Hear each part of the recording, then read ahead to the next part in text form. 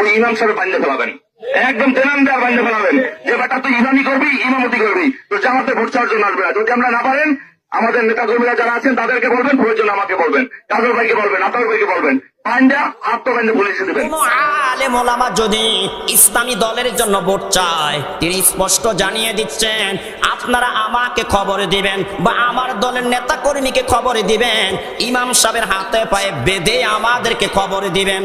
শেখ হাসিনাকে কেউ তাড়াইতে পারতো না ভাইরা আমার, মৃত্যু পর্যন্ত তিনি ক্ষমতায় থাকতে পারতেন। শুধু একটাই কারণ ছিল আলেম ওলামার উপর জুলুম। কথা ঠিক না বেঠিক? তিনি যদি আলেম ওলামাদেরকে স্বাধীনতা দিয়ে দিতেন, হে আলেম সমাজ তোমরা মসজিদের মিম্বারে স্বাধীনভাবে আল্লাহর কোরআনের কথাগুলো বলবে, ওয়াজের মঞ্চে তোমরা স্বাধীনভাবে আল্লাহর কোরআনের কথাগুলো বলবে, আমরা মসজিদের মিম্বার হস্তক্ষেপ করব না, আমরা ওয়াজের মঞ্চে হস্তক্ষেপ করব না, তাহলে যে তারা বলছিল 41 পর্যন্ত থাকতে পারতো। শুধুমাত্র নিরপরাধী ওলামায়ে কেরামদেরকে অপরাধী করে জেলখানা ঢুকানোর কারণে, ওলামায়ে কেরামকে যুগের পরে যুগ জেলখানা রাখার কারণে, ওলামায়ে কেরামদেরকে অন্যায়ভাবে জেলখানায় নিয়ে মৃত্যু বরণ করার কারণে, এই জন্যই তার পতন ঘটেছে। ঠিক না বেঠিক ভাইয়ারা আমার? তাই বর্তমানে যারা ক্ষমতায় যাওয়ার আশা দেখতেছেন, ক্ষমতা যাওয়ার জন্য যারা চেষ্টা করতেছেন, ক্ষমতায় যাওয়ার যারা স্বপ্ন দেখতেছেন, আপনাদের কাছে হাত জোড়ে করে বলি, সব জায়গায় হস্তক্ষেপ করলো ওলামায়ে কেরামদের কণ্ঠ চেপে ধরার চিন্তা করিয়েন না, মসজিদের মিম্বারগুলো হস্তক্ষেপ করার চিন্তা করিয়েন না, ওয়াজের মঞ্চগুলো অ্যাটাক করার চেষ্টা করিয়েন না। যদি করেন ভালোভাবে মনে রাখবেন, ভালোভাবে মনে রাখবেন, আগের জালিম যেই পথে গেছে আপনারা সেই পথে যাবেন। তারা তো পালানোর সুযোগ পাইছে, কসম বিল্লাহ আপনারা পালানোর সুযোগ পাবেন না। এই দেশের মানুষ এখন কিভাবে অন্যায়ের প্রতিবাদ করতে হয় সেটা জানে। ঠিক না বেঠিক ভাইয়ারা আমার? এই জন্য সাবধান সাবধান। ক্ষমতায় যাওয়ার আগে আপনারা দেখিয়ে দিচ্ছেন ক্ষমতায় গেলে আপনারা কি করবেন। কত বড় জালিম, কত বড় জালিম, কত বড় পাপিষ্ট, কত বড় পাপিষ্ট হইলে, কত বড় জালিম হইলে এমন কথা বলতে পারে, ইমাম সাহেবের হাতে পায়ে বেঁধে আমাদেরকে খবর দিবেন। তাহলে বলেন এরা ক্ষমতায় গেলে আলেম সমাজকে কি করবে? একটু চিন্তা করে দেখেন ভাইয়ারা আমার। একটাই কারণ, তারা দুর্নীতি করেন, তারা চাঁদাবাজি করেন, তারা টেন্ডারবাজি করেন, তারা দর্শন করে, তারা ইপটিজিং করে, তারা দেশের সম্পদ বিদেশ পাচার করে, আর ওলামায়ে কেরাম এই কতর্ক করে। ঠিক না বেঠিক ভাইয়ারা আমার? এই জন্যই তারা আলেম দেখতে পারে না, এই জন্যই তারা মসজিদের ইমাম দেখতে পারে না, এই জন্যই তারা ওয়াজ মাহফিলগুলা দেখতে পারে না। তাই আমরা আলেম সমাজের পক্ষ থেকে সতর্ক করে দিচ্ছি, আপনারা ক্ষমতায় যান কোনো সমস্যা নাই, আপনারা চেয়ারম্যান হন, মেম্বার হন, এমপি হন, মন্ত্রী হন, কোনো সমস্যা নাই, আপনারা সরকার গঠন করেন, কোনো সমস্যা নাই। তবে ওলামায়ে কেরামদের কণ্ঠ চেপে ধরার চিন্তা করিয়েন না। ওলামায়ে কেরামদেরকে হাত পা বাঁধার কথা বলেছেন, এরে ভাই এখনো সময় আছে, তওবা করো, তওবা করো, তওবা করো, অন্যথায় দুনিয়া তো অপমান হবে, মরণকালও বেঈমান হয়ে মারা যাবে, মরার পর কবরে জাহান্নামের আযাব ভোগ করবে, হাসরে ময়দানে ভয়াবহ শাস্তি ভোগ করবে, শেষ ঠিকানা জাহান্নামে হবে। ঠিক না বেঠিক ভাইয়ারা আমার? এই জন্য সাবধান সাবধান। ক্ষমতা পাওয়ার পরে অহংকারী করিয়েন না, ক্ষমতায় যাওয়ার আগে অহংকারী শুরু করে দিচ্ছেন, আর ক্ষমতায় যাওয়ার পরে কি করবেন ভাইয়ারা আমার? তাই আমার আপনার নবী বলেন, ওয়ারাজুলুন নাযা আল্লাহ গারিদা, ওয়ারাজুলুন নাযা আল্লাহ গারিদা, ওই ব্যক্তিকে আল্লাহ কোনো প্রশ্ন করবে না, বিনা প্রশ্নে জাহান্নামে পাঠিয়ে দিবে। যেই ব্যক্তি আল্লাহর চাদর নিয়ে টানাটানি করে, বলুন তো আল্লাহর চাদর কি ভাইয়ারা আমার? অহংকার, অহংকার। যারা অহংকারী করে তারা আল্লাহর চাদর নিয়ে টানাটানি করে, যারা অহংকারী করে তারা আল্লাহর চাদর নিয়ে টানাটানি করেন। আল্লাহর হাবিব বলেন এদেরকে আল্লাহ মরার পরে জাহান্নামে দিবে। তাই ভাইয়ারা আমার, বন্ধুরা আমার, ক্ষমতা পাওয়ার পরে কেউ অহংকারী করিয়েন না, অহংকারী হয়েন না। এই যে বাংলাদেশের মধ্যে আমরা দেখতে পাই ৫৪ বছরের ইতিহাসে শুধু প্রতিহিংসার রাজনীতি চলছে। কথা ঠিক না বেঠিক? কি বলেন আপনারা? প্রতিহিংসার রাজনীতি না? একদল ক্ষমতা আসলে আরেক দলকে গড়েও ঘুমাইতে দেয় না। কি ভাই কথা বলেন না কেন? জাহান্নামে এমন একটি গর্ত আছে, এমন একটি উপত্যকা আছে, যেই জায়গাটি এতই ভয়ঙ্কর, এতই ভয়ঙ্কর, যেই জায়গার থেকে, যেই উপত্যকার থেকে স্বয়ং জাহান্নাম আল্লাহ তাআলার কাছে ৪০০ বার পানা চায়। কতবার একটু আওয়াজ দেয়া বলেন? তাহলে বলুন তো ওই জায়গাটা কি সহজ সরল জায়গা নাকি ভয়ঙ্কর জায়গা? একটু আওয়াজ দেয়া বলেন। হে আমার ভাইয়ারা বন্ধুরা আমার, নবীজি তারপরে বললেন উইদ্দা যালিকাল ওয়াদি লিল মুরাইনা মিন উম্মতি মুহাম্মাদিন। আল্লাহর হাবিব বলেন ওই জায়গাটা আল্লাহ তাআলা উম্মতে মুহাম্মাদির ওই সমস্ত উম্মতের জন্য তৈরি করেছেন যারা মানুষকে দেখানোর জন্য নেক আমল করে। চিল্লায়া বলি না আউযুবিল্লাহ। ভাইয়ারা আমার বন্ধুরা আমার, এই উম্মতের মধ্যে যারা নেক আমল করে কিন্তু মানুষকে খুশি করানোর জন্য করেন, যারা ইবাদত বন্দেগী করে মানুষের বাহবা পাওয়ার জন্য করে, নবীজি তারপরে বললেন লিহামিলি কিতাবিল্লাহ। দ্বিতীয় নম্বরে যারা আল্লাহ তাআলার কিতাব বহন করেছে কিন্তু মানুষকে দেখানোর জন্যে, যারা কোরআনুল কারীমের আলেম হয়েছে, হাফেজ হয়েছে, মুফাসসির হয়েছেন, মুফতি হয়েছেন, কিন্তু মানুষকে দেখানোর জন্যে কোরআনুল কারীমের খেদমত করে মানুষকে দেখানোর জন্যে, কোরআনুল কারীম তিলাওয়াত করে মানুষের সুনাম সুখ্যাতি অর্জন করার জন্যে। নবীজি তৃতীয় নম্বরে বললেন ওয়াল মুতাসাদ্দিকি ফি গায়রি যাতিল্লাহ। তৃতীয় নম্বরে যারা আল্লাহ ব্যতীত অন্যের নামে দান সাদাকা করে, আল্লাহর নামে দান করে না, অন্যের নামে দান সাদাকা করে। নবীজি 4 নম্বরে বলেন ওয়াল হাজ্জি ইলা বাইতিল্লাহ।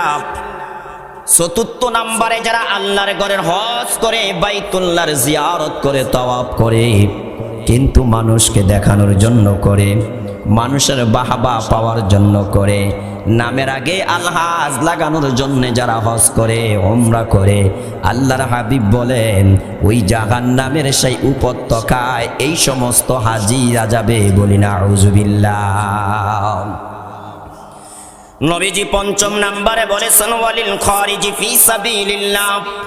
5 নম্বরে যারা আল্লাহর পথে জিহাদ করে, আল্লাহর পথে সংগ্রাম করে কিন্তু আল্লাহকে খুশি করার জন্য করে না, শাহাদাতের মর্যাদা অর্জন করার জন্য করে না, আল্লাহর জমিনে আল্লাহর দ্বীন প্রতিষ্ঠিত করার জন্য যারা জিহাদ করে না, বরং সে নিজেকে মানুষের কাছে বাহাদুর হিসাবে পরিচিত করার জন্য এইভাবে আল্লাহর পথে জিহাদ করে, আল্লাহর হাবিব বলেন এদের জন্য ওই জাহান্নামের মধ্যে সেই উপত্যকাটা তৈরি করা হয়েছে। চিল্লায়া বলি না আউযুবিল্লাহ। তাহলে ভাইয়ারা আমার, বন্ধুরা আমার, যারা ইবাদত করে আল্লাহকে খুশি করার জন্য করে না, মানুষকে খুশি করার জন্য করে, যারা ইবাদত করে মানুষের বাহাবা পাওয়ার জন্য করে, যারা দান সাদাকা করে মানুষের বাহাবা পাওয়ার জন্য করে, যারা হজ উমরা করে মানুষের বাহাবা পাওয়ার জন্য করে, আমার আপনার নবী বলেন এই মানুষগুলো জাহান্নামের ওই গর্তের মধ্যে থাকবে যেই গর্তটা এতই ভয়ঙ্কর, এতই ভয়ঙ্কর, এতই ভয়ঙ্কর জায়গা, যেই জায়গার থেকে স্বয়ং জাহান্নাম প্রতিদিন আল্লাহর কাছে 400 বার প্রার্থনা করে, আল্লাহ আমি সেই জায়গার থেকে তোমার কাছে পানা চাই। এই মর্মে আপনাদেরকে আরেকটা হাদিস শুনাই ভাইয়ারা আমার। আনাস বিন মালিক রাদিয়াল্লাহু তাআলা আনহু থেকে বর্ণিত, আমার আপনার নবী স্পষ্ট ভাষায় জানিয়ে দিচ্ছেন ইয়াতি আলান নাসি জামান। নবীজি বলেন আমার উম্মতের উপর এমন একটা সময় আসবে, আমার উম্মতের উপর এমন একটা যুগ আসবে যে মানুষ হজ করতে যাবে 4টা উদ্দেশ্যে। কয়টা উদ্দেশ্যে একটা আওয়াজ দিয়ে বলেন? 4 প্রকার মানুষ 4টা উদ্দেশ্যে হজ করতে যাবে। এই মুসলমান ভাইয়েরা, পর্দার আড়ালের মা বোনেরা, কথাগুলো মনোযোগ দিয়ে শুনেন আর বাস্তবতার সাথে মিলিয়ে দেখেন। আমার আপনার নবী আজ থেকে 1500 বছর আগে জানিয়ে গিয়েছেন আমার উম্মতের উপর এমন একটা সময় আসবে যেই সময় আবার উম্মতের 4টি দল 4টি উদ্দেশ্যে হজ করতে যাবে। নবীজি 1 নম্বরে বলেন ইয়াহুজ্জু আগনিয়াগু উম্মতি লিন্নুজহাতি। আমার আপনার নবী বলেন আমার উম্মতের মধ্যে ধনী যারা, টাকা টাকাওয়ালা যারা, পয়সাওয়ালা যারা, আল্লাহ যাদেরকে কোটি কোটি টাকার সম্পদ দান করেছে, এই মানুষগুলা হজ উমরা করতে যাবে অবসর সময় কাটানোর জন্য, এই মানুষগুলা হজ করতে যাবে পিকনিক করার জন্য, এই মানুষগুলা হজ করতে যাবে ভ্রমণ করার জন্য, এই মানুষগুলো হজ করতে যাবে সফর করার জন্য। যেইভাবে আমাদের সমাজের বহু মানুষ কক্সবাজারে কি করতে যায়, ভ্রমণ করতে যায়, ঘুরতে যায়, ঠিক না বেঠিক ভাইয়ারা আমার?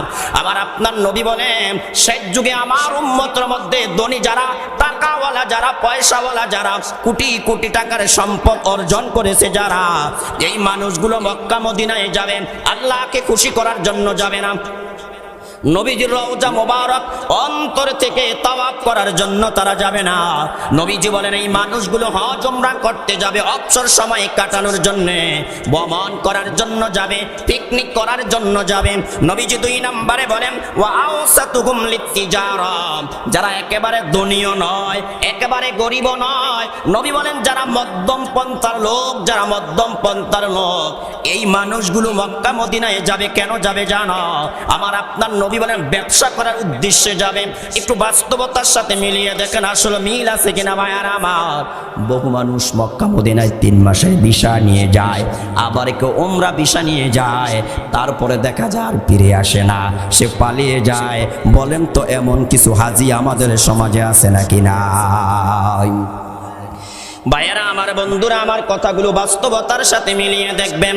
নবীজি আজ থেকে 1500 বছর আগে ভবিষ্যৎবাণীগুলো করে গিয়েছেন।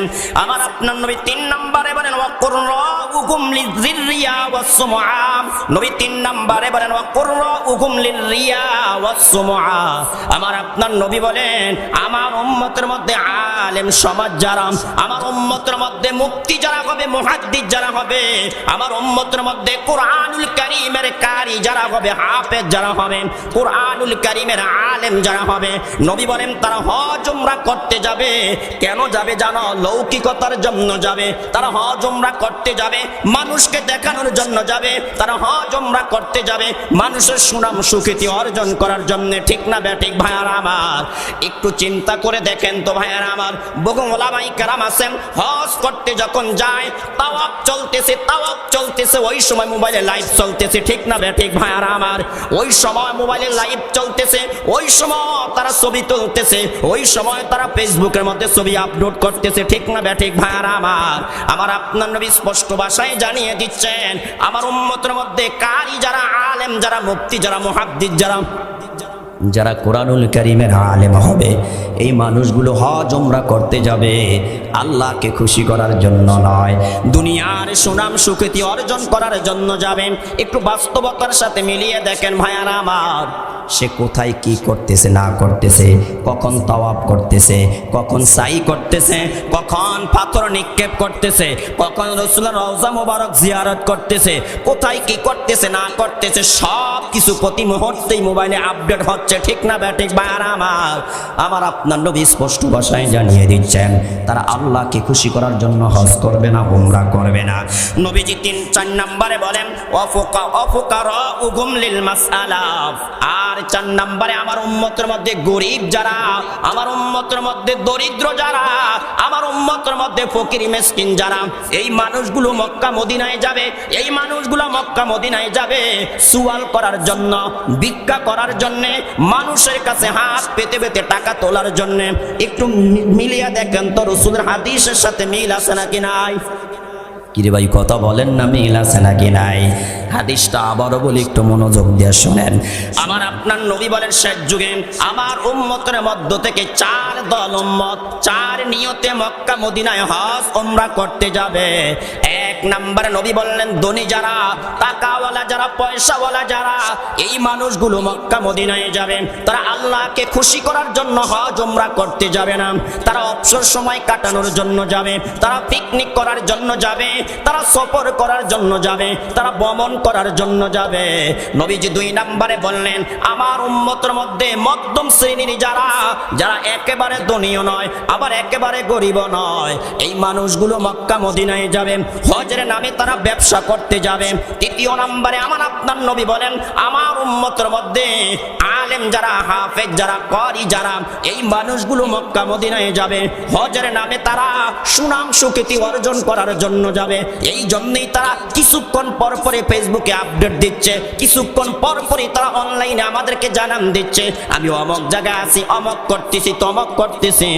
নবীজি 4 নাম্বার বললেন, আমার উম্মতের মধ্যে একেবারে গরিব যারা, এই মানুষগুলো মক্কা মদিনায় হজ উমরার নামে যাবে। কেন যাবে? মানুষের কাছ থেকে ভিক্ষা করার জন্যে। একটু চিল্লা বলেন কথা ঠিক না বেঠি? হে আমার ভাইয়ারা, বন্ধুরা আমার, তাই আমরা জানতে পারলাম যারা নেক আমল করবে আল্লাহকে খুশি করার জন্য করবে না, দুনিয়ার সুনাম সুখ্যাতি অর্জন করার জন্য করবে, এই মানুষগুলো জান্নাতে যেতে পারবে না। আল্লাহ তাআলা কুরআনুল কারীম স্পষ্ট ভাষায় জানিয়ে দিচ্ছেন, ফামান কানা ইয়ারজু লিকা রাব্বিহি ফালইআমাল আমালান সালিহা ওয়ালা ইউশরিক বিইবাদাতি রাব্বিহি আহাদা। আল্লাহ বলেন, যে আমি আল্লাহর দিদার পেতে চাই, যে আমি আল্লাহর সাথে সাক্ষাৎ করতে চাই, যে আমি আল্লাহর সাথে মোলাকাত করতে চাই, ওই ব্যক্তির 2টা কাজ করা লাগবে। 1 নম্বরে ফালিয়ামাল আমালান সালিহা, 1 নম্বরে সৎ আমল করা লাগবে, নেক আমল করা লাগবে। 2 নম্বরে আল্লাহ বলেন ওয়ালা ইউশরিক বিইবাদাতি রাব্বিহি আহাদা, 2য় নম্বরে তার রবের ইবাদতের সাথে অন্য কাউকে শরীক করা যাবে না। হজ করবা তো আল্লাহর জন্যই করতে হবে, হজ করবা শুধু আল্লাহকে দেখানোর জন্য করতে হবে, অন্যকে দেখানোর জন্য নয়, অন্যের সুনাম সুখ্যাতি অর্জন করার জন্য নয়, নামের আগে আলহাজ লাগানোর জন্য হজ করা যাবে না। বর্তমান সময় আমাদের যে নেতা আছে, নেতা যেই কোনো দলের নেতা বলেন না কেন ভাইয়ারা আমার, নেতা হওয়ার আগে সে ভালো একজোর জুতাও পরতে পারে না, ভালো একটা শার্ট পরতে পারে না, ভালো একটা প্যান্ট পরতে পারে না। যেই মাত্র নেতা হয়ে গেছে এখন আর টাকার অভাব নাই, ঠিক না বেঠিক ভাইয়ারা আমার? এখন আর পয়সার অভাব নাই, বাড়ির অভাব নাই, গাড়ির অভাব নাই, এখন আর দালান কোটার অভাব নাই। এই নেতা হওয়ার পূর্বে ভালো একজোর জুতা পরতে পারে না, যেই মাত্র নেতা হয়ে গেলে এখন আর টাকার অভাব নাই, টাকা হওয়ার আগে ভালো একটা শার্ট পরতে পারে না। এখন যখন দুর্নীতি করে, চাঁদাবাজি করে, টেন্ডারবাজি করে যখন কোটি কোটি টাকার মালিক হয়ে গেল, এখন মাথায় সবার আগে চিন্তা আসছে আগে উমরা করতে যেতে হবে। উমরা করতে যেতে পারলেই যখন আমি আবার দেশে ফিরে আসব, কিছুদিন পরে আমাকে গাছে উড়া লাগবে। আমার দেশে একটা নিয়ম হইল কি জানেন? যে যত বড় নেতা হোক আর ছোট হোক সবাই কিন্তু গাছে উঠা লাগে, ঠিক না বেঠিক ভাইয়ারা আমার? কি ভাই কথা বলেন না কেন? নেতা হইলেই গাছে উঠা লাগে, নেতা হইলেই গাছে উঠা লাগে। এবার ভালো নেতা হোক আর খারাপ নেতা হোক, দুর্নীতিবাজ নেতা হোক আর দুর্নীতি মুক্ত নেতা হোক, যেই লাইনের নেতা হোক না কেন, নেতা হইলেই গাছে উঠা লাগে ভাইয়ারা আমার। এই জন্য নেতা হওয়ার পরে একটা চিন্তা আসে, যদি মক্কা মদিনায় কোনোভাবে যেতে পারি তাহলে গাছে উঠার আগে যেই ব্যানার করা হয়, যে পেস্টুন করা হয়, যে পোস্টার করা হয়, সেখানে নামের আগে আলহাজ নামটা লাগানো যাবে। কথা ঠিক না বেঠি? বলেন কথা বাস্তব না বাস্তব ভাই? তাহলে বলুন, ইবাদত করতে হবে একমাত্র কার জন্য? আওয়াজ দিয়ে বলেন না কার জন্য? قال رسول الله صلى الله تعالى عليه وسلم من صلى يرائي فقد أشرك ومن صام يرائي فقد أشرك ومن تصدق يرائي فقد أشرك। আমার আপনার নবী বলেন, যেই ব্যক্তি নামাজ পড়লো কিন্তু মানুষকে দেখানোর জন্য পড়লো সে আল্লাহর সাথে শরীক করলো। যেই ব্যক্তি রোজা রাখলো মানুষকে দেখানোর জন্য রোজা রাখলো, ওই ব্যক্তি আল্লাহর সাথে শরীক করলো। যেই ব্যক্তি দান করলো মানুষকে দেখানোর জন্য দান করলো, আমার আপনার নবী বলেন সে আল্লাহর সাথে শরীক করলো। তাহলে বলেন, যারা আল্লাহর সাথে শরীক করে তাদের জায়গা কি আল্লাহর জান্নাতে হবে না জাহান্নামে হবে? একটু আওয়াজ দিয়ে বলেন না, জান্নাতে হবে না জাহান্নামে হবে? হ্যাঁ আমার ভাইয়ারা, বন্ধুরা আমার, তাহলে আমরা 1 নম্বরে জানতে পারলাম যেই মানুষগুলো ইবাদত করে কিন্তু রিয়ার সাথে লালন করেন, ওই মানুষগুলো আল্লাহর জান্নাতে যাবে না জাহান্নামে যাবে। তাই আমাদেরকে এখন থেকে সিদ্ধান্ত নিতে হবে, ইবাদত কম করি কিংবা বেশি করি, দান কম করি কিংবা বেশি করি, হে আমার ভাইয়ারা, নেক আমল কম করি কিংবা বেশি করি, কিন্তু আমার আপনার নেক আমলের উদ্দেশ্য হতে হবে একজনকেই দেখাবো, একজনকে খুশি করব। দুনিয়া দুনিয়ার আর কাউকে দেখাবো না, দুনিয়ার আর কারো কাছ থেকে বাহাবা সুনাম সুখ্যাতি পাওয়ার আশা করব না। তাহলে আল্লাহ বলেন মরার পরে আমি আল্লাহ তোমাদেরকে জান্নাত দিব। সুবহানাল্লাহ, সুবহানাল্লাহ। দ্বিতীয় নম্বরে ভাইয়ারা আমার, বন্ধুরা আমার, যারা অহংকারী করবে ওই মানুষগুলাকে আল্লাহ জান্নাত দিবে না, তারা জাহান্নামে যাবে। ইমাম বুখারী আলাইহি রাহমা আল আদাবুল মুফরাদের মধ্যে হাদিস লিখেছেন, আমার আপনার নবী বলেন 6 প্রকার মানুষকে আল্লাহ তাআলা কোনো প্রশ্ন করবে না, বিনা প্রশ্নে আল্লাহ জাহান্নামে পাঠিয়ে দেবে, কোনো প্রশ্নই করবে না। হে বান্দা, হে বান্দি, তুমি কেন অপরাধ করেছো, তুমি কেন পাপ করেছো, তুমি কেন অন্যায়টা করেছো, আজ আমি আল্লাহর কাছে জবাব দাও। নবী বলেন এই 6 প্রকার মানুষকে আল্লাহ তাআলা কোনো প্রশ্ন করবে না, আল্লাহ কোনো জিজ্ঞাসা করবে না, বিনা সুয়ালে আল্লাহ জাহান্নামে পাঠিয়ে দিবেন। ক্বালা রাসূলুল্লাহ সাল্লাল্লাহু আলাইহি ওয়াসাল্লাম সালাসাতুন লা ইউসালু আনহুম রাজুলুন ফারাকাল জামাআ ওয়া আসা ইমামা ফামাতা আসিয়ান ফালা তাসআলু আনহু। আমার আপনার নবী বলেন 3 প্রকার মানুষকে আল্লাহ কিয়ামতের দিনে কোনো প্রশ্ন করবে না, বিনা প্রশ্নে আল্লাহ জাহান্নামে পাঠিয়ে দিবে। এক নম্বরে হলো যেই ব্যক্তি জামাত থেকে বিচ্ছিন্ন হয়ে গেল, দল থেকে বিচ্ছিন্ন হয়ে গেল, ইসলামী দল থেকে বিচ্ছিন্ন হয়ে গেল, আহলুস সুন্নাহ ওয়াল জামাত থেকে বিচ্ছিন্ন হয়ে গেল। নবীজি বলেন এবং সে তার ইমামের নেতার বিরোধিতা করলো। ইমাম এবং নেতার কি করেছে? বিরোধিতা করেছে, নাফরমানি করেছে, নেতার কথা অমান্য করেছে। নবী তারপরে বলেন ফামাতা আসিয়াম, এবং এই অবস্থায় তার মৃত্যু হয়ে গেল। নবী বলেন এমন ব্যক্তিকে আল্লাহ কোনো প্রশ্ন করবে না, বিনা প্রশ্নে আল্লাহ জাহান্নামে পাঠিয়ে দিবে। 2 নম্বরে আমার আপনার নবী বলেন ওয়া আমাতুন আও আবুদুন আবিকা মিন সাইয়্যিদিহি, ওই গোলাম আর দাসী আল্লাহ কিয়ামতের ময়দানে কোনো প্রশ্ন করবে না। যেই গোলাম আর দাসী, যেই গোলাম এবং দাসী আল মালিকের কাছ থেকে পলায়ন করেছে, আর কোনোদিন মালিকের কাছে ফিরে আসে নাই, মালিকের কাছে এসে কি করে নাই? ক্ষমা চায় নাই। নবী বলেন এমন গোলাম আর দাসীকে আল্লাহ কোনো প্রশ্ন করবে না, বিনা প্রশ্নে জাহান্নামে পাঠিয়ে দিবে। চিল্লায়া বলি নাউযুবিল্লাহ। 3 নম্বরে আমার আপনার নবী যেই কথাটা বলেছেন, পর্দার আড়ালের মা বোনেরা, এই মুহূর্তে আমি আপনাদের একটু দৃষ্টি আকর্ষণ করছি, মা একটু মনোযোগ দিয়ে শোনেন। আপনারা যারা সামনে আছেন কথাটা মনোযোগ দিয়ে শোনেন, দোকানপাটে যেই সমস্ত ভাইয়েরা আছো একটু কথাটা মনোযোগ দিয়ে শোনো। আমার আপনার নবী বলেন 3 নম্বরে হাসরের ময়দানে আল্লাহ ওই নারীকে কোনো প্রশ্ন করবে না, ওই স্ত্রীকে কোনো প্রশ্ন করবে না, ওই মা বোনকে কোনো প্রশ্ন করবে না, বিনা প্রশ্নে আল্লাহ জাহান্নামে পাঠিয়ে দিবে। নবী বলেন ওয়া ইমরাতুন গাবা যাওজুহা ওয়া কাফাহা মাউনাতাদ দুনিয়া ফাতাবাররাজাত ওয়া তামাররাজাত বাদা। আমার আপনার নবী বলেন যেই মেয়ের বিয়ে হওয়ার পরে স্বামী প্রবাসে চলে গেল, যেই নারীর বিয়ে হওয়ার পরে স্বামী অন্য জেলার মধ্যে ফ্যাক্টরিতে চাকরি করার জন্য চলে গেল, 1 মাস 2 মাস 5 মাস 6 মাস পরে বাসা বাড়িতে আসে, স্বামী তার কষ্টার্জিত টাকা পাঠায়, সেই টাকা দিয়ে স্ত্রী বাজারের সেরা কাপড়টা ক্রয় করে, সেরা পোশাকটা ক্রয় করে, বাজারের সবচেয়ে দামি দামি কসমেটিক কি করে অর্জন করে? ভাইয়ারা আমার, ক্রয় করে, ওই দামি পোশাক পরিধান করে, ওই বাজারের সেরা কসমেটিক দ্বারা আসে সাজগোজ গ্রহণ করেন। স্বামীর অনুপস্থিতিতে স্বামীর অনদেখা ভিন্ন পুরুষকে নিয়ে হাঁটতে যায়, ভিন্ন পুরুষকে নিয়ে ঘুরতে যায়, ভিন্ন পুরুষকে স্বামীর হক বিলিয়ে দেয়, ভিন্ন পুরুষকে নিয়ে আজকে কেবিনে কাটায়, তারপরের দিন ক্লাবে কাটায়, তারপরের দিন পার্কে কাটায়, তারপরের দিন মার্কেটে কাটায়, তারপরের দিন লঞ্চের কেবিনে কাটায়। বলেন তো আমাদের সমাজে এমন নারী আছে নাকি নাই? আল্লাহর হাবিব স্পষ্ট ভাষায় জানিয়ে দিলেন যে স্ত্রী স্বামীর অনুপস্থিতিতে স্বামীর টাকা দিয়ে পোশাক ক্রয় করেন, স্বামীর টাকা দিয়ে সাজগোজ করে, ভিন্ন পুরুষকে দেখায়, ভিন্ন পুরুষকে নিয়ে ঘুরে। নবীজি বলেন এই নারীকে আল্লাহ কোনো প্রশ্ন করবে না, বিনা প্রশ্নে আল্লাহ জাহান্নাম দিয়ে দিবে। বলেন তো আমাদের সমাজে এমন নারী আছে নাকি নাই? কিরে ভাই কথা বলেন না, আছে নাকি নাই?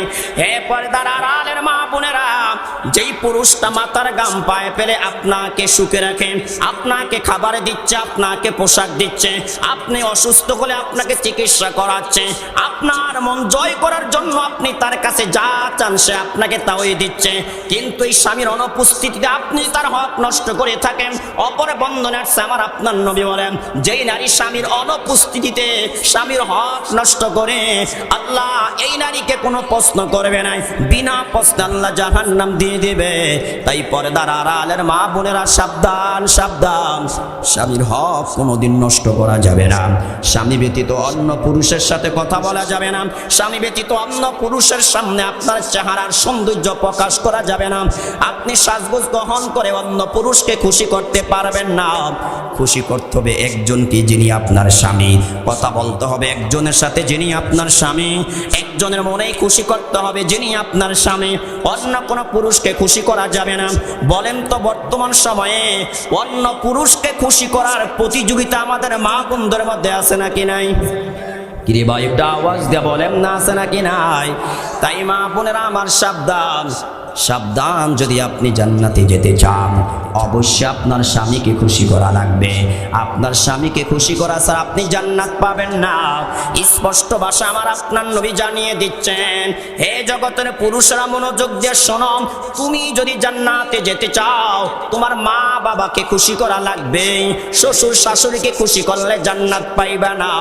আল্লাহর হাবিব আরো বলেন, হে জগতের নারীরা শোনো, তুমি যদি জান্নাতে যেতে চাও তোমার স্বামীকে খুশি করা লাগবে, তোমার মা বাবাকে খুশি করলে তুমি জান্নাত পাইবে না। একটা বিষয় স্পষ্ট হয়ে গেল, আমরা যারা পুরুষ আছি যদি আমরা জান্নাতে যেতে চাই মা বাবাকে সবার আগে খুশি করা লাগবে, আর যারা নারী আছি তারা যদি জান্নাতে যেতে চায় স্বামীকে খুশি করা লাগবে। স্বামীকে খুশি করা ব্যতীত মা বোনদের কপালে জান্নাত নাই, আর পুরুষরা মা বাবাকে খুশি করা ব্যতীত তাদের কপালে জান্নাত নাই। তাই পর্দার আড়ালের মা বোনেরা, তালাতো ভাই, ফুফাতো ভাই, মামাতো ভাই, জ্যাঠাতো ভাই, চাচাতো ভাই, অমক ভাই, তমক ভাই, ওই ফেসবুকের মেসেঞ্জারে পরিচিত ভাই, ফেসবুকে পরিচিত ভাই, রং নাম্বারে পরিচিত ভাই, ওই হোয়াটসঅ্যাপে পরিচিত ভাই, ওই ইমোতে পরিচিত ভাই, অথবা বাজার করতে গিয়েছেন হঠাৎ করে পরিচিত ভাই, অথবা গাড়ি দিয়ে কোথাও যাচ্ছেন একসাথে গাড়িতে উঠছে তার সাথে পরিচিত ভাই, এই সমস্ত ভাইদেরকে খুশি করলে জান্নাত পাবেন না। জান্নাত পেতে হলে একজনকে খুশি করা লাগবে, যিনি আপনাকে পোশাক দিচ্ছেন, যিনি আপনাকে খাবার দিচ্ছেন, যিনি আপনাকে বাসস্থানের ব্যবস্থা করে দিচ্ছেন, যিনি আপনি অসুস্থ হলে চিকিৎসা করাচ্ছেন, একেই খুশি করা লাগবে যদি আপনি জান্নাতে যেতে চান। কথা ঠিক না বেঠিক? তিরমিজি শরীফের হাদিস আছে, ক্বালা রাসূলুল্লাহ সাল্লাল্লাহু তাআলা আলাইহি ওয়াসাল্লাম, আইয়ুমা ইমরাতিন মাতাত ওয়া যাওজুহা আনহা রাদিন দাখালাতিল জান্নাহ।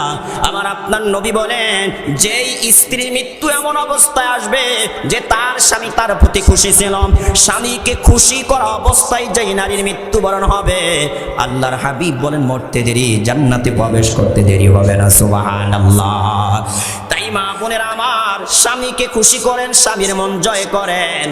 অন্য কোনো পুরুষকে খুশি করলে আপনি জান্নাত পাবেন না, বরং অন্য পুরুষকে খুশি করলে আপনি দায়ুস হবেন, আর দায়ুসের জায়গা আল্লাহর জান্নাতে হবে না। কথা ঠিক না বেঠিক?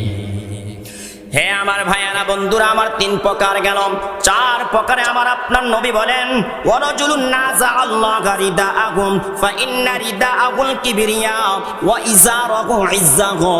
নবী বলেন 4 নম্বরে ওই নারী পুরুষ আল্লাহর জান্নাতে যেতে পারবে না, ওই নারী পুরুষকে আল্লাহ তাআলা কিয়ামতের ময়দানে কোনো প্রশ্ন করবে না, যাদের অন্তরের মধ্যে কি থাকবে? অহংকারে থাকবে।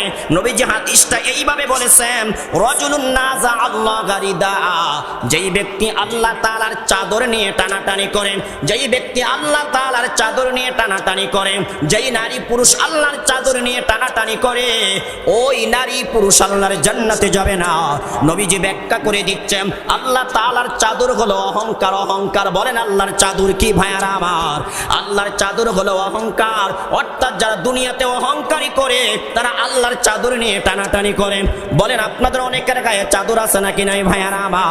আল্লাহর হাবিব বলেন, আর যেই ব্যক্তি যেই নারী পুরুষ আল্লাহ তাআলার চাদর নিয়ে টানাটানি করেন, নবী বলেন আল্লাহর চাদর হলো অহংকার। যারা সম্পদ পাওয়ার পরে অহংকারী করে, যারা সুন্দর হওয়ার কারণে অহংকারী করে, যারা জ্ঞানী হওয়ার কারণে অহংকারী করে, যারা ক্ষমতা পাওয়ার কারণে অহংকারী করে, বলেন তো এমন অহংকারী নেতা আমাদের সমাজে আছে নাকি নাই? কিরে ভাই একটু আওয়াজ দিয়ে বলেন না, আছে নাকি নাই? যারা ক্ষমতা পাওয়ার পরে অহংকারী করে, মেম্বার হওয়ার আগে সকলের সাথে ভালো সম্পর্ক, চেয়ারম্যান হওয়ার আগে সকলের সাথে ভালো সম্পর্ক, এমপি মন্ত্রী হওয়ার আগে সকলের সাথে ভালো সম্পর্ক, নেতা হওয়ার আগে সকলের সাথে ভালো সম্পর্ক, যখন নেতা হয়ে যায় তখন আর নেতার ভিতরে অহংকারের অভাব থাকে না, ঠিক না ঠিক ভাইয়ারা আমার? যেমন এক নেতা তো বলেই ফেলেছেন, কোন আলেম ওলামা যদি ইসলামী দলের জন্য ভোট চায়, তিনি স্পষ্ট জানিয়ে দিচ্ছেন আপনারা আমাকে খবর দিবেন বা আমার দলের নেতা কর্মীকে খবর দিবেন, ইমাম সাহেবের হাতে পায়ে বেঁধে আমাদেরকে খবর দিবেন। নাউজুবিল্লাহ বলবেন না ভাইয়ারা আমার? আওয়াজ দিয়ে বলেন না নাউজুবিল্লাহ। এরে ভাই কথা বলতে সাবধান, কথা বলতে সাবধান। আমি প্রায় মাহফিলে একটা কথা বলি, একটু মনোযোগ দিয়ে শোনেন। শেখ হাসিনাকে কেউ তাড়াইতে পারতো না ভাইয়ারা আমার, মৃত্যু পর্যন্ত তিনি ক্ষমতায় থাকতে পারতেন। শুধু একটাই কারণ ছিল, আলেম ওলামার উপর জুলুম, কথা ঠিক না ঠিক? তিনি যদি আলেম ওলামাদেরকে স্বাধীনতা দিয়ে দিতেন, হে আলেম সমাজ তোমরা মসজিদের মিম্বারে স্বাধীনভাবে আল্লাহর কোরআনের কথাগুলো বলবে, ওয়াজের মঞ্চে তোমরা স্বাধীনভাবে আল্লাহর কোরআনের কথাগুলো বলবে, আমরা মসজিদের মিম্বার হস্তক্ষেপ করব না, আমরা ওয়াজের মঞ্চে হস্তক্ষেপ করব না, তাহলে যে তারা বলছিল 41 পর্যন্ত থাকতে পারতো। শুধুমাত্র নিরপরাধী ওলামায়ে কেরামদেরকে অপরাধী করে জেলখানা ঢুকানোর কারণে, ওলামায়ে কেরামকে যুগের পরে যুগ জেলখানা রাখার কারণে, ওলামায়ে আমাদেরকে অন্যায়ভাবে জেলখানায় নিয়ে মৃত্যু বরণ করার কারণে, এই জন্যই তার পতন ঘটেছে, ঠিক না ঠিক ভাইয়ারা আমার? তাই বর্তমানে যারা ক্ষমতায় যাওয়ার আশা দেখতেছেন, ক্ষমতা যাওয়ার জন্য যারা চেষ্টা করতেছেন, ক্ষমতায় যাওয়ার যারা স্বপ্ন দেখতেছেন, আপনাদের কাছে হাত জোড়ে করে বলি, সব জায়গায় হস্তক্ষেপ করলো, ওলামায়ে কেরামদের কণ্ঠ চেপে ধরার চিন্তা করিয়েন না, মসজিদের মিম্বারগুলো হস্তক্ষেপ করার চিন্তা করিয়েন না, ওয়াজের মঞ্চগুলো অ্যাটাক করার চেষ্টা করিয়েন না। যদি করেন ভালোভাবে মনে রাখবেন, ভালোভাবে মনে রাখবেন, আগের জালিম যেই পথে গেছে আপনারা সেই পথে যাবেন। তারা তো পালানোর সুযোগ পাইছে, কসম বিল্লাহ আপনারা পালানোর সুযোগ পাবেন না। এই দেশের মানুষ এখন কিভাবে অন্যায়ের প্রতিবাদ করতে হয় সেটা জানে, ঠিক না ঠিক ভাইয়ারা আমার? এই জন্য সাবধান, সাবধান। ক্ষমতায় যাওয়ার আগে আপনারা দেখিয়ে দিচ্ছেন ক্ষমতায় গেলে আপনারা কি করবেন। কত বড় জালিম, কত বড় জালিম, কত বড় পাপিষ্ট, কত বড় পাপিষ্ট হইলে, কত বড় জালিম হইলে এমন কথা বলতে পারে, ইমাম সাহেবের হাতে পায়ে বেঁধে আমাদেরকে খবর দিবেন। তাহলে বলেন এরা ক্ষমতায় গেলে আলেম সমাজকে কি করবে? একটু চিন্তা করে দেখেন ভাইয়ারা আমার। একটাই কারণ, তারা দুর্নীতি করেন, তারা চাঁদাবাজি করেন, তারা টেন্ডারবাজি করেন, তারা দর্শন করে, তারা ইপটিজিং করে, তারা দেশের সম্পদ বিদেশ পাচার করে, আর ওলামায়ে কেরাম এই কতর্ক করে, ঠিক না ঠিক ভাইয়ারা আমার? এই জন্যই তারা আলেম দেখতে পারে না, এই জন্যই তারা মসজিদের ইমাম দেখতে পারে না, এই জন্যই তারা ওয়াজ মাহফিলগুলা দেখতে পারে না। তাই আমরা আলেম সমাজের পক্ষ থেকে সতর্ক করে দিচ্ছি, আপনারা ক্ষমতায় যান কোনো সমস্যা নাই, আপনারা চেয়ারম্যান হন, মেম্বার হন, এমপি হন, মন্ত্রী হন, কোনো সমস্যা নাই, আপনার সরকার গঠন করেন, কোনো সমস্যা নাই, তবে ওলামায়ে কেরামদের কণ্ঠ চেপে ধরার চিন্তা করিয়েন না। ওলামায়ে কেরামদেরকে হাত পা বাঁধার কথা বলেছেন, এরে ভাই এখনো সময় আছে, তওবা করো, তওবা করো, তওবা করো, অন্যথায় দুনিয়া তো অপমান হবে, মরণ কালো বেঈমান হয়ে মারা যাবে, মরার পর কবরে জাহান্নামে আযাব ভোগ করবে, হাসরে ময়দানে ভয়াবহ শাস্তি ভোগ করবে, শেষ ঠিকানা জাহান্নামে হবে, ঠিক না ঠিক ভাইয়ারা আমার? এই জন্য সাবধান, সাবধান। ক্ষমতা পাওয়ার পরে অহংকারী করিয়েন না, ক্ষমতায় যাওয়ার আগে অহংকারী শুরু করে দিচ্ছেন, আর ক্ষমতায় যাওয়ার পরে কি করবেন ভাইয়ারা আমার? তাই আমার আপনার নবী বলেন, ওয়ারাজুলুন নাযা আল্লাহ গারিদা, ওয়ারাজুলুন নাযা আল্লাহ গারিদা, ওই ব্যক্তিকে আল্লাহ কোনো প্রশ্ন করবে না, বিনা প্রশ্নে জাহান্নামে পাঠিয়ে দিবে। যেই ব্যক্তি আল্লাহর চাদর নিয়ে টানাটানি করে, বলুন তো আল্লাহর চাদর কি ভাইয়ারা আমার? অহংকার। অহংকার যারা অহংকারী করে তারা আল্লাহর চাদর নিয়ে টানাটানি করে, যারা অহংকারী করে তারা আল্লাহর চাদর নিয়ে টানাটানি করেন। আল্লাহর হাবিব বলেন এদেরকে আল্লাহ বলার পরে জাহান্নামে দিবে। তাই ভাইয়ারা আমার, বন্ধুরা আমার, ক্ষমতা পাওয়ার পরে কেউ অহংকারী করিয়েন না, অহংকারী হয়েন না। এই যে বাংলাদেশের মধ্যে আমরা দেখতে পাই ৫৪ বৎসরের ইতিহাসে শুধু প্রতিহিংসার রাজনীতি চলছে, কথা ঠিক না বেঠি? কি বলেন আপনারা? প্রতিহিংসার রাজনীতি না? একদল ক্ষমতা আসলে আরেক দলকে গড়েও ঘুমাইতে দেয় না। কি রে ভাই, কথা বলেন না কেন? শুধু দৌড়ের উপরে রাখে, দৌড়ানির উপরে রাখে। কি কথা বলেন না কেন আপনারা? আসলে কথা বাস্তব না অবাস্তব ভাইয়ারা আমার। কিন্তু কোরআনের রাজনীতি আমাদেরকে এটা বলে না, কোরআনের রাজনীতি আমাকে এটা শিক্ষা দেয় না, কোরআনের রাজনীতি আমাদেরকে এটা শিক্ষা দেয় না ভাইয়ারা আমার। কোরআনের রাজনীতি কত সুন্দর রাজনীতি। যে অপরাধ করবে সে ওই শাস্তি ভোগ করবে, ঠিক না ঠিক ভাইয়ারা আমার? যে অন্যায় করবে সে ওই সাজা ভোগ করবে। কিন্তু আমার দেশে দেখা যায় অপরাধী যারা তারা এসি করা রুমে বসে বসে বক্তব্য দেয়, আর নিরপরাধী যারা তারা জেলখানার মধ্যে যুগের পর যুগ পচে, কথা ঠিক না বেঠি? ভাইয়ারা আমার, বন্ধুরা আমার, এই মঞ্চে এখন কথা বলতো আমাদের কাছে ভাইয়ারা আমার খুবই দুঃখ লাগে। দেশের অবস্থা বেশি একটা ভালো নয়, দেশের অবস্থা খুবই ভয়াবহ, দেশের অবস্থা খুবই ভয়াবহ ভাইয়ারা আমার। আপনারা যারা খবর জানেন, যারা খবর শুনেন, যারা পত্রিকার পাতাগুলো দেখেন, তারা ভালো করে জানেন বর্তমান দেশের অবস্থা কেমন ভাইয়ারা আমার। একটা কথা আপনাদেরকে নিশ্চয়তা দিয়ে বলতে পারি, যদি ইসলামী দলগুলা ক্ষমতায় যেতে না পারে তাহলে মনে রাখবেন পূর্বের তুলনায় দেশের অবস্থা আরো ভয়াবহ হবে, আরো ভয়াবহ হবে। কি বলেছি ছোট মনে একটু মনে রাখবেন ভাইয়ারা আমার। দেখেন উসমান হাদি ভাইয়ের মতন একজন ব্যক্তিকে শুট করা হলো, আর আমার দেশের নির্বাচন কমিশনার সে বলছে এটা একটা বিচ্ছিন্ন বিক্ষিপ্ত ঘটনা, নির্বাচনের আগে এরকম দুই একটা ঘটনা ঘটেই। আমি তার কথার প্রতিবাদ করে বলতে চাই, তুমি আমার সামনে আসো, আমিও তোমাকে একটা শুট করে দেই। আর মিডিয়া প্রচার করবে, আমার পক্ষের লোক যারা তারা প্রচার করবে এইটা একটা বিচ্ছিন্ন বিক্ষিপ্ত ঘটনা, কারণ এটা নির্বাচনের আগে ঘটেছে। তুমিও সেই ঘটনার শিকার হও, কথা ঠিক না ঠিক ভাইয়ারা আমার? একটু মুসলমান আওয়াজ দিয়ে বলবেন তাকে কি মানুষ বলা যায়? বলেন তো ভাইয়ারা আমার, বলেন বলেন, তাকে কি মানুষ বলা যায় ভাইয়ারা আমার? তাকে কোনোদিনও মানুষ বলা যায় না।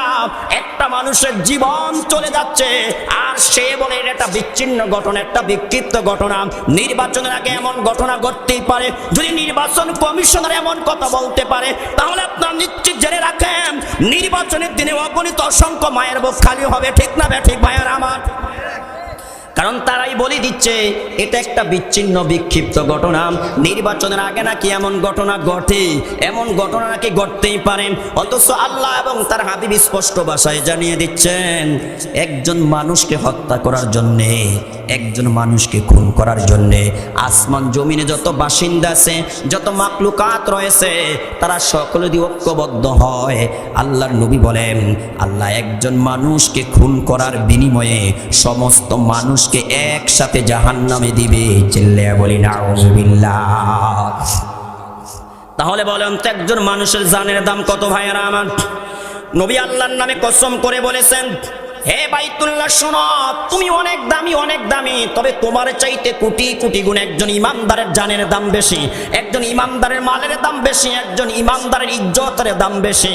নবী তিনটা কথা বললেন, হে বাইতুল্লাহ শোনো, তুমি অনেক দামি কথা সত্য, তবে তোমার চেয়ে একজন ইমানদারের জানের দাম বেশি, তোমার চেয়ে একজন ইমানদারের মালের দাম বেশি, তোমার চেয়ে একজন ইমানদারের ইজ্জত সম্মানের দাম বেশি। আর আপনি একজন নির্বাচন কমিশনার হয়ে বলে দিলেন এটা একটা বিচ্ছিন্ন ঘটনা, একটা বিক্ষিপ্ত ঘটনা। এমন ঘটনা ঘটতেই পারে। এর ভাই বন্ধুরা আমার, এতে কি প্রমাণিত হয়? এতে কি প্রমাণিত হয়? এই দেশে যারা অন্যায়কারী, যারা দুষ্কৃতকারী, যারা চাঁদাবাজি করে, যারা টেন্ডারবাজি করে, দুর্নীতি করে চলে, এরা কখনো স্বচ্ছ রাজনীতিবিদদেরকে দুনিয়াতে বেঁচে থাকতে দিবে না, কথা ঠিক না ঠিক? হে আমার ভাইয়ারা, বন্ধুরা আমার, আমরা আপনাদের কাছে দোয়া চাই, এ ওসমান হাদির মতন ছেলে, হাসনাত আব্দুল্লাহর মতন ছেলে আমাদের দেশে যুগের পরে যুগ বেঁচে থাকা দরকার, ঠিক না ব্যাঠিক কথা বলেন? এরা যদি বেঁচে থাকে এই দেশের মানুষ শান্তিতে থাকতে পারবে, এই দেশের মানুষ শান্তিতে ঘুমাইতে পারবে। এদের মতন মানুষ যদি সংসদ ভবনে যায় তাহলে আমার দেশের মধ্যে চাঁদাবাজির সংখ্যা কমবে, আমার দেশে ঘুষকারীদের সংখ্যা কমবে, আমার দেশের মধ্যে অন্যায়কারীদের সংখ্যা কমবে। কথা ঠিক না ব্যাঠিক ভাইয়ার আমার? এরা দেশপ্রেমিক মানুষ, এরা ভারত বিরোধী মানুষ। ভালোভাবে একটা কথা মনে রাখবেন, যতদিন পর্যন্ত আমরা ভারতকে দুশ্মন মনে না করব ততদিন পর্যন্ত আমরা ভুল করে যাব। কথা ঠিক না ব্যাঠি? কারণ ভারত আমাদের কোনোদিন বন্ধু ছিল না, এখনো না, ভবিষ্যৎ হবে না, ঠিক না ব্যাঠিক ভাইয়ারা আমার? তাই ভাইয়ারা আমার, বন্ধুরা আমার, এখনো সময় আছে, আমরা ঐক্যবদ্ধ হই। ওয়াতাসিমু বিহাবলিল্লাহি জামিআন ওয়া লা তাফাররাকু। এখনো সময় আছে, আমরা ঐক্যবদ্ধ হই, আল্লাহর কোরআনের রশিকে আমরা আঁকড়িয়ে ধরি, আল্লাহর কোরআনের রশিকে আমরা আঁকড়িয়ে ধরি। এখানে আর একটা কথা দুঃখের সাথে বলতে, একটু মনোযোগ দিয়ে শুনেন। নির্বাচনকে কেন্দ্র করে ওয়াজ মাহফিলের উপর নিষেধাজ্ঞা চলে আসছে, আপনারা জানেন কিনা জানি না। এগুলা তো হলো পূর্বের ফ্যাসিস্টের দেখানো পথে হাঁটা।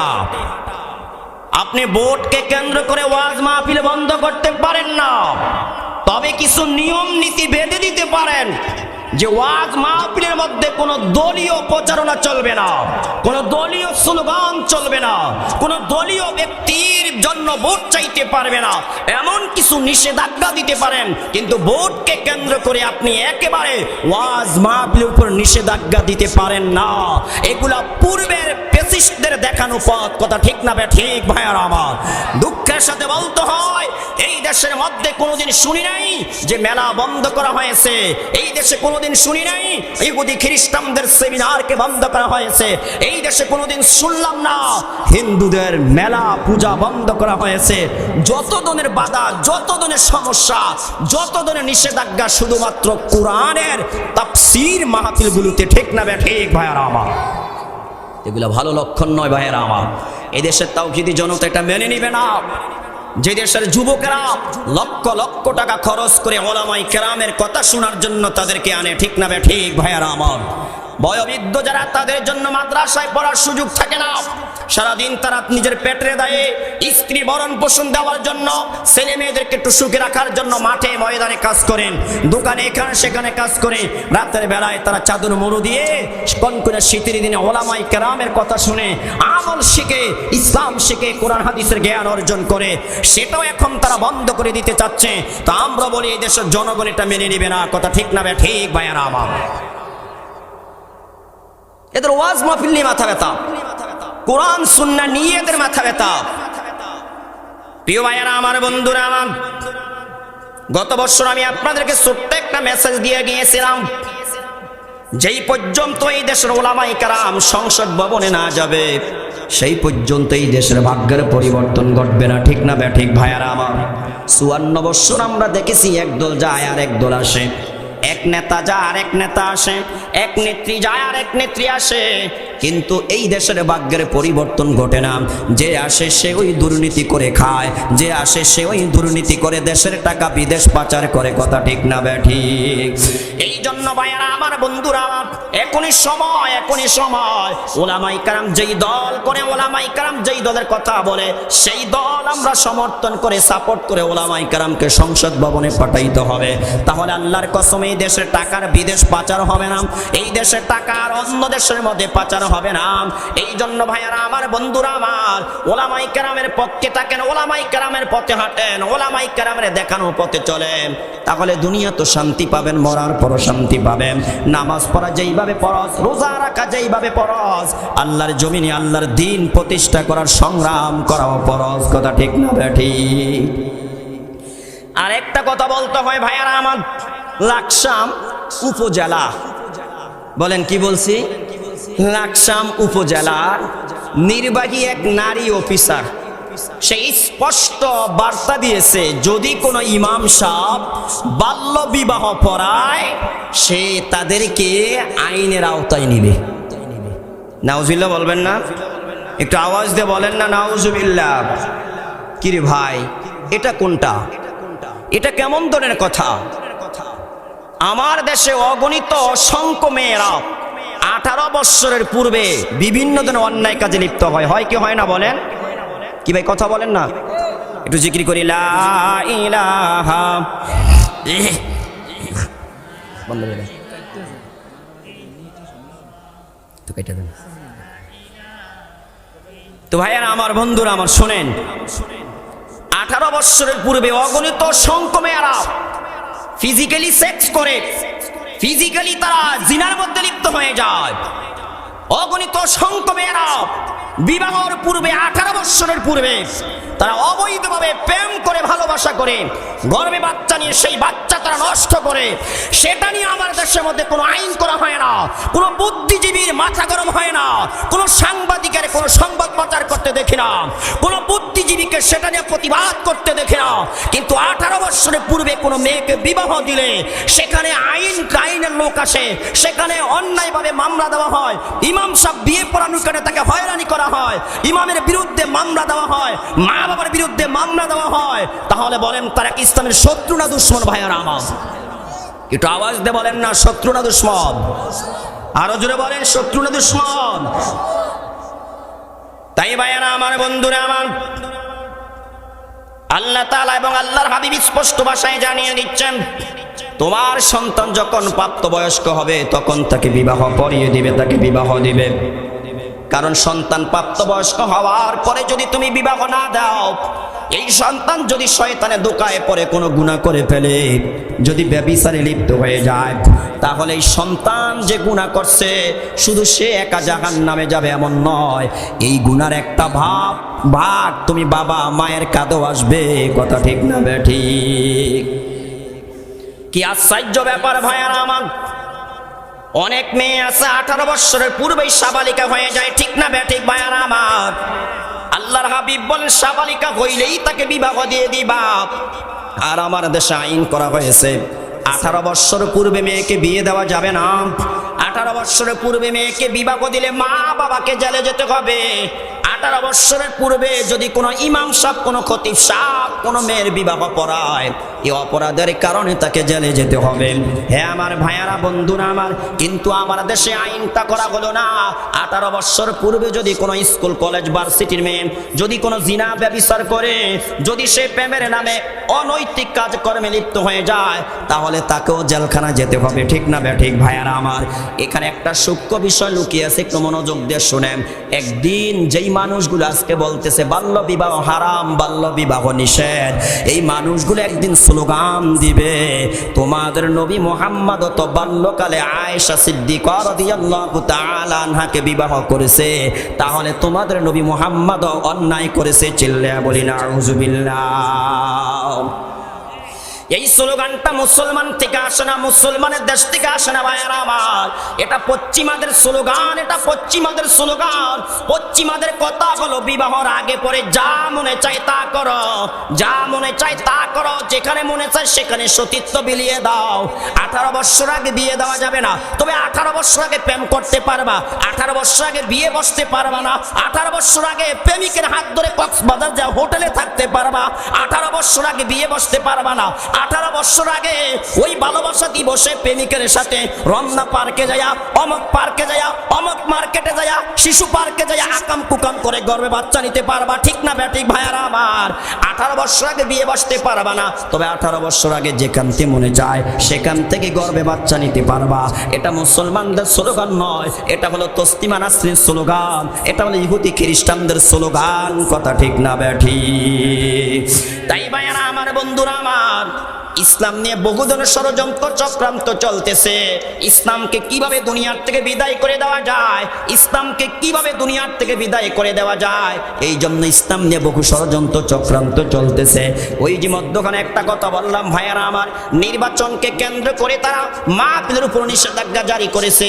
এখানে ভালোভাবে একটা কথা মনে রাখেন, যখন থেকে তারা দেখতে পেয়েছে ইসলামী 8টি দল ঐক্যবদ্ধ হয়েছে, তখন থেকে তাদের মাথা নষ্ট হয়ে গিয়েছে, তাদের কলিজা পুড়ে ভিতর থেকে দুর্গন্ধ বের হচ্ছে। তারা ভালো করে জানে এই দেশের মানুষ যদি আলেমদেরকে সাপোর্ট করে আর আলেমরা যদি সংসদ ভবনে চলে যায় তখন আর তাদের খাওয়ান থাকবে না, তাদের দুর্নীতি করার সুযোগ থাকবে না, তাদের অন্যায় করার সুযোগ থাকবে না। এই জন্যই তারা আলেম ওলামারা যেই কর্মের মাধ্যমে মানুষকে আল্লাহর দ্বীনের প্রতি ডাকে, যেই পদ্ধতিতে মানুষকে আল্লাহর দ্বীনের পথে ডাকে, সেই পথগুলা তারা বন্ধ করে দিতে চাচ্ছে। কথা ঠিক না ঠিক? কি আশ্চর্য ব্যাপার! দুনিয়ার কোনো অন্যায় বন্ধ করার তাদের মাথা ব্যথা নাই, কোনো অনাচার বন্ধ করার মাথা ব্যথা নাই, কোনো ধরনের পাপ কাজ বন্ধ করার মাথা ব্যথা নাই।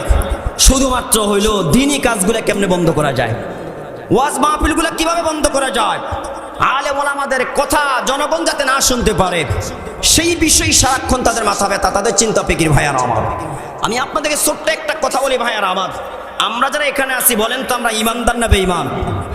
একটু আওয়াজ দিয়ে বলেন না, ইমানদার না বেঈমান? আরো জোরে বলেন না, ইমানদার না বেঈমান? তো আল্লাহ তাআলা ইমানদারদেরকে বলছেন যে হে ইমানদারেরা, তোমরা পরিপূর্ণরূপে ইসলামে প্রবেশ করো। ভালোভাবে বুঝেন, আপনি এখন স্টেজে উঠবেন, এক পা আপনার বাহিরে আর এক পা আপনার ভিতরে। বলুন, আপনি কি পরিপূর্ণ স্টেজে বলা যাবে নাকি আপনাকে পরিপূর্ণ বাহিরে বলা যাবে? কোনটা বলা যাবে?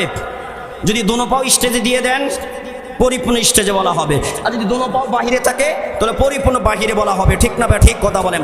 তো আল্লাহ বলেন হে ইমানদারেরা, তোমরা পরিপূর্ণরূপে ইসলামে প্রবেশ করো। ধরুন আপনি নামাজ পড়েন, রোজা রাখেন, হজ করেন, ওমরা করেন, যাকাত দেন, পর্দা করেন, দান সদাকা করেন, সব আমল করেন, কিন্তু ইসলামী রাজনীতির কথা শুনলে, ইসলামী খেলাফার কথা শুনলে, খিলাফাতু আলা মিনহাজিন নবুওয়ার কথা শুনলে আপনার মাথা গরম হয়ে যায়। আপনি বলেন হুজুর রাজনীতি আলোচনা শুরু করছে, ইমাম সাহেব ইসলামী খেলাফার কথা বললে আপনি বলেন ইমাম সাহেব হুজুরের রাজনীতির আলোচনা শুরু করে দিচ্ছে।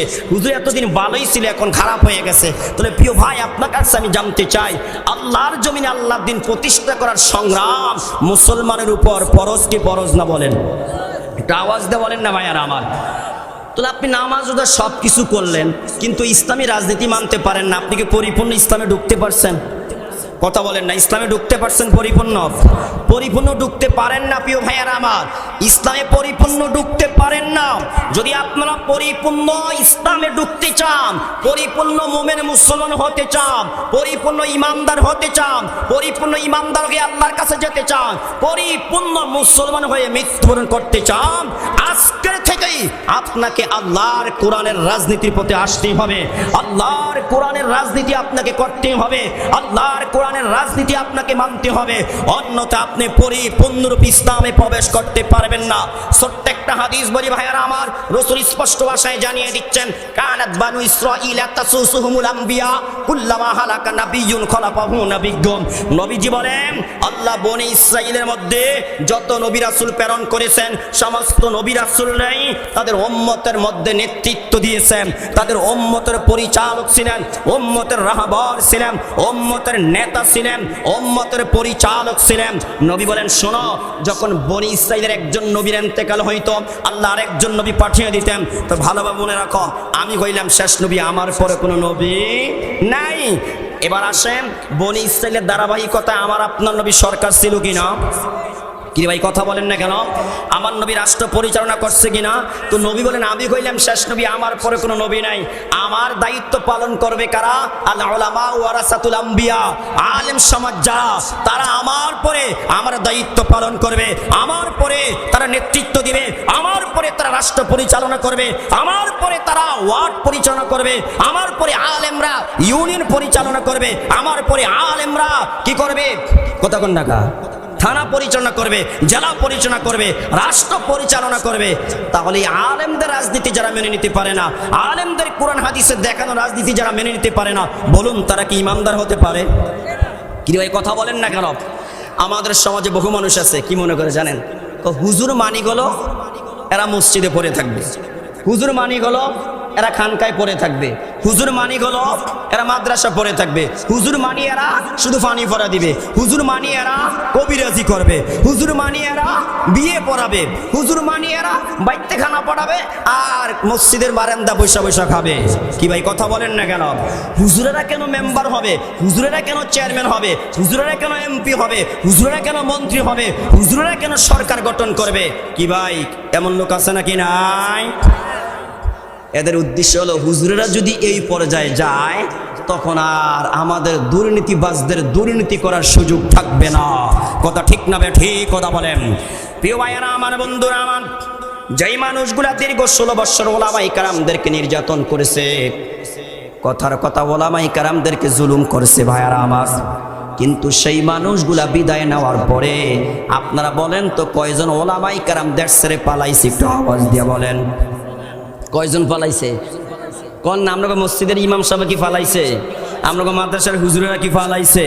আসলে যত মসজিদ আছে মসজিদের ইমাম খতিব যারা আছে সব কি পালাইছে? তো কি প্রমাণিত হলো? এরা নিরপরাধী, এরা জুলুমের সাথে জড়িত নয়, এরা ইয়াবাখোরের সাথে জড়িত নয়, এরা দুর্নীতির সাথে জড়িত নয়। দেশের আলেম সমাজ হলো পিওর মানুষ, একবারে খাঁটি মানুষ, একবারে সলিড মানুষ। এই সলিড মানুষগুলো সলিড কথা বলে বিদায়ী আমার দেশের দুর্নীতিবাজদের কলিজা জ্বলে, তাদের শরীরের রক্ত গরম হয়। কথা ঠিক না ঠিক কথা বলেন ভাই আর আমার?